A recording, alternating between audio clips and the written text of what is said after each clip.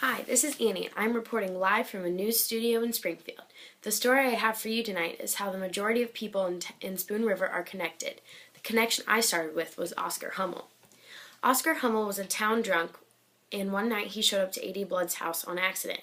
A.D. Blood did not care for Oscar, so he beat him to death with a stick.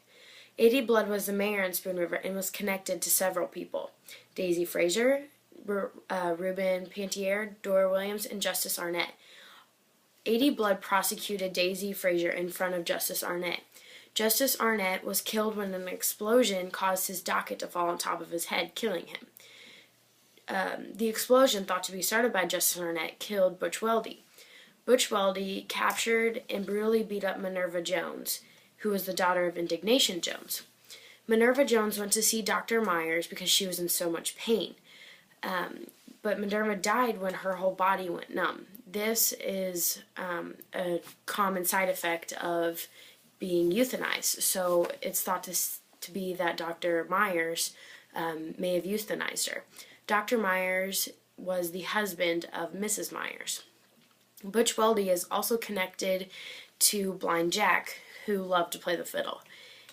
Butch Weldy and Blind Jack were in a carriage one day when Butch Weldy decided to ditch him. And Blind Jack couldn't see where Butch Weldy went because he was blind. And the carriage ended up crashing and killing Blind Jack. In the carriage was also Jack McGuire. Jack McGuire shot and killed the town marshal when he called Jack a drunk. Jack McGuire's lawyer was Kinsey Keene, who also represented Thomas Rhodes. Thomas Rhodes thought that Margaret Fuller Slack, Tennessee Claflin's shop, and the poet Petit all boasted way too much in their wisdom. That is the end to my first connection. Let me let that sink in for a little bit. All of these connections go back to A.D. Blood. As I said before, Daisy Frazier was prosecuted by A.D. Blood. Derry Frazier wasn't that fond of the circuit judge because he only ever helped the Q Railroad. The circuit judge sentenced Todd Putt to be hanged to death. Daisy Frazier had an affair with Benjamin Pantier, which ended up in them having a child together. Their child was Benjamin Fraser, taking the first name of his father and the last name of his mother.